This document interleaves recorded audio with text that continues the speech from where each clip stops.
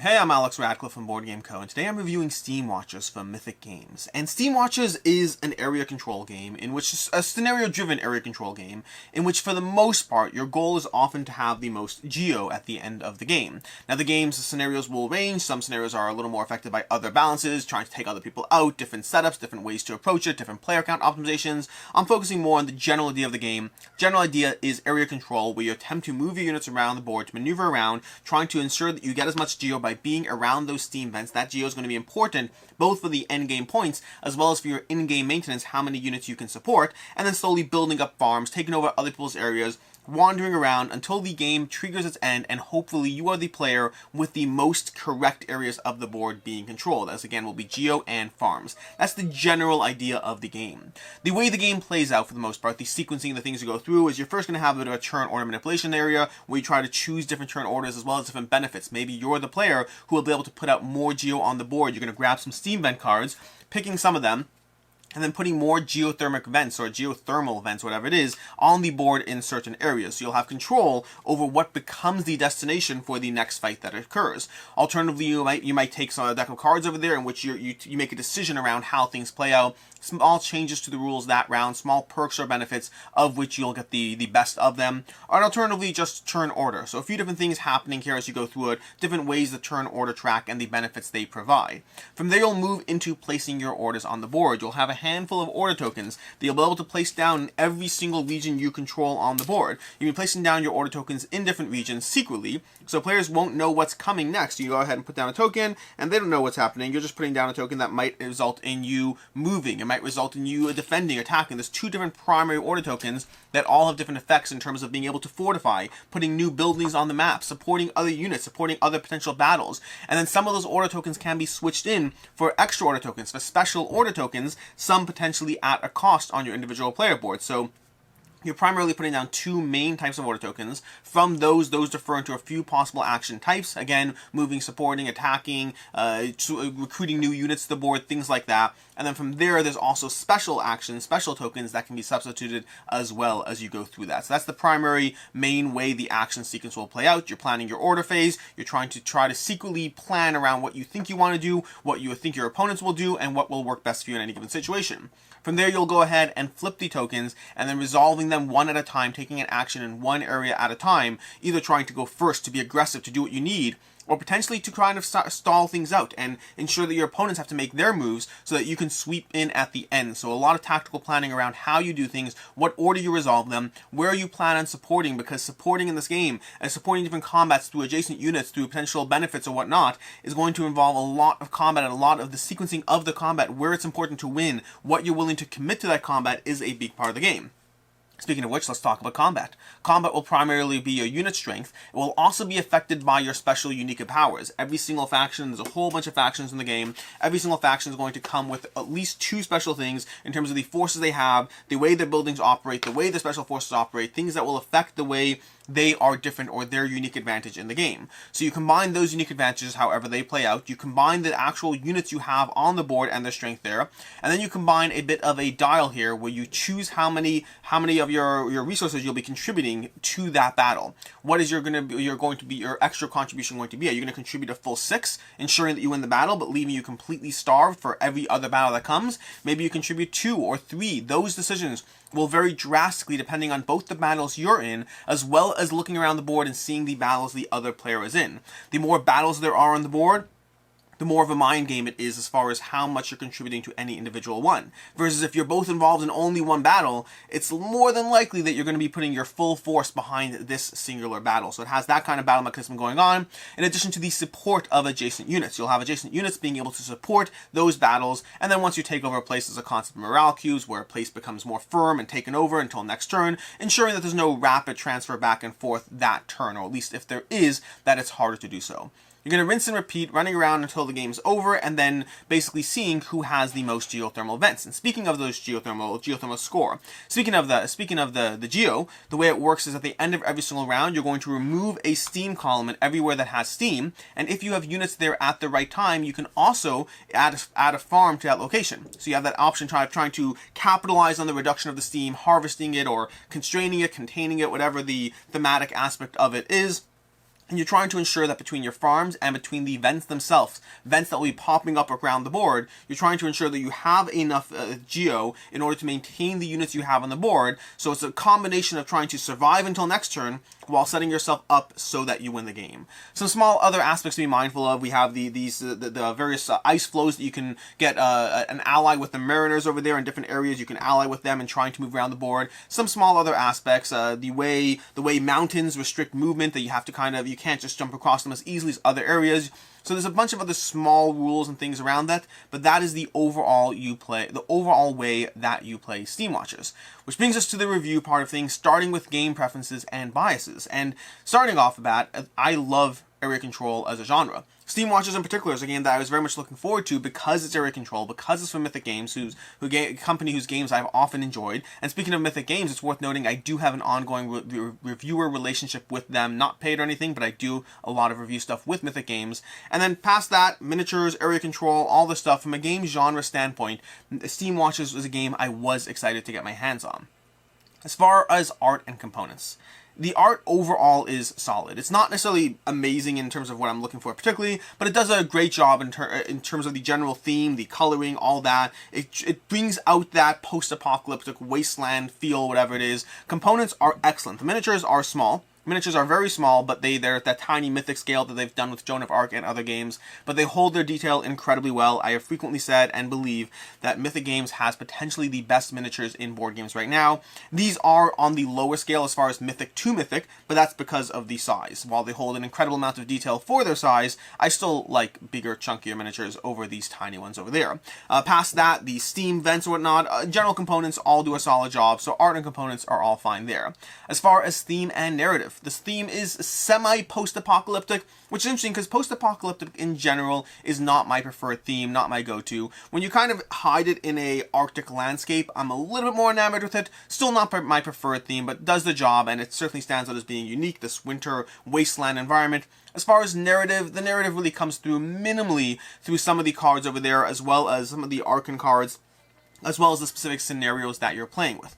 That said, it's definitely minimally. There's not a lot of narrative here past the general concept and idea of survival in this barren wasteland as you ensure that your faction, your units, have the geo they need to survive and ultimately win the game. As far as ease of play, the rulebook is fairly short, fairly easy to go through this, and even what you're seeing over here, half of it is scenarios. So it's really like 10 pages of rules, like 7 pages of rules once you discount setup and all those things. Fairly easy to go through. 1 or 2 sections of the rulebook were a little harder to immediately understand. They weren't intuitively clear in the way they were phrased, but overall they did a solid job, and especially considering this is Mythic, who is a company that I have given a hard time with their rulebooks in the past. I think I only had one issue with this rulebook as far as a specific step of the rules in which your incubation levels reset at the end of every round, and they don't really put that in the right section of the rulebook. It's something they caught. I know they put an update around it, but it's something that it's kind of listed in the beginning of the rules, not later on. I was able to catch it when I was going through the rules the first time, but only because it didn't make sense to me, and I was like, something's missing here. So one small mistake, but for the most part, fairly easy to get through the rules and fairly, well, easy to teach the game as well. Not a lot of things that would make this a complicated game to teach if you're familiar with the general area control genre or whatnot.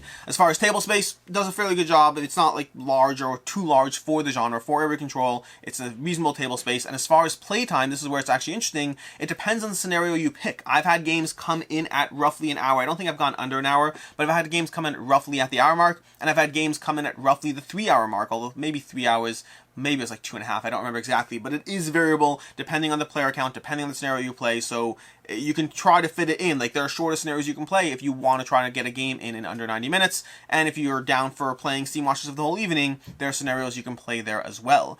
As far as player count, this is a game that supports 2 to 5 players, at least as of now. I believe it's 2 to 5 players. I've played it at, I've played it at 3, 4, and 5 players. I have not played it at 2, so I can't speak to the 2-player experience. I imagine it works, but I don't think it would be my preferred way to play the game. As far as 3, 4, and 5 players, I would not play this at 5 players again. It dragged way longer than I would like and didn't add more to the experience, It arguably added more to the area control, but not nearly enough to be worth that extra player.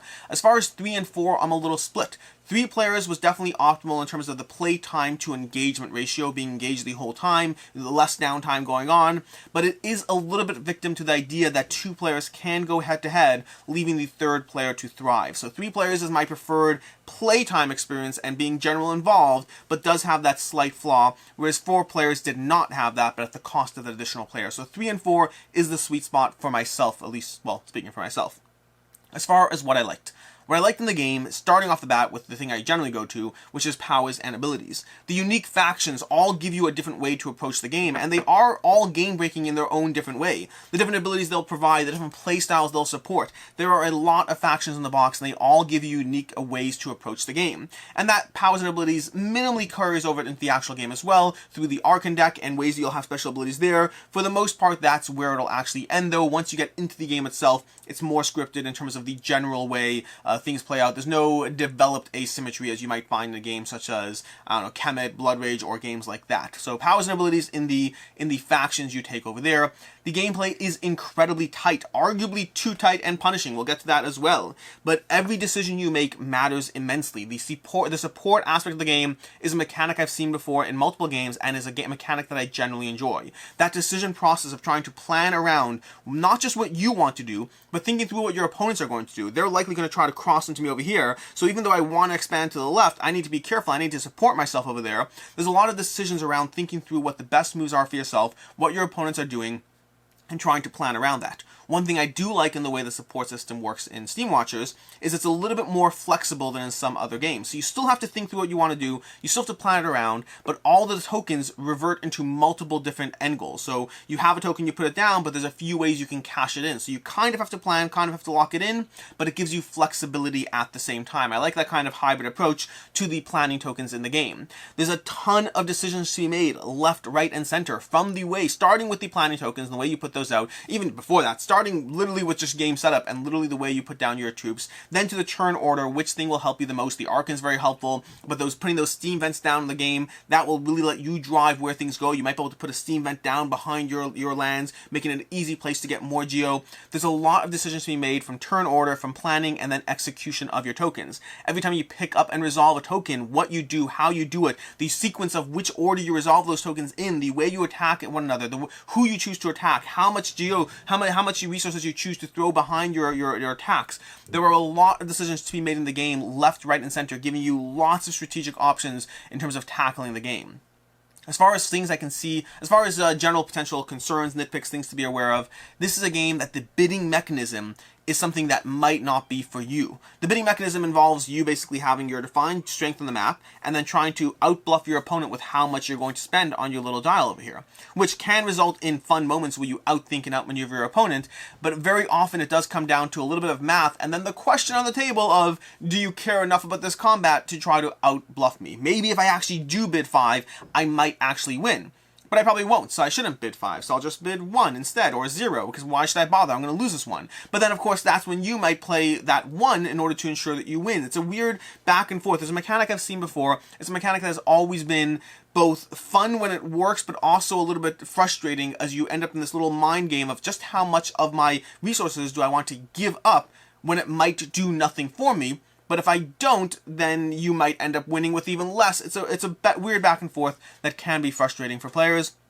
And then additionally, the game has a small aspect of the players getting weaker as the game goes on.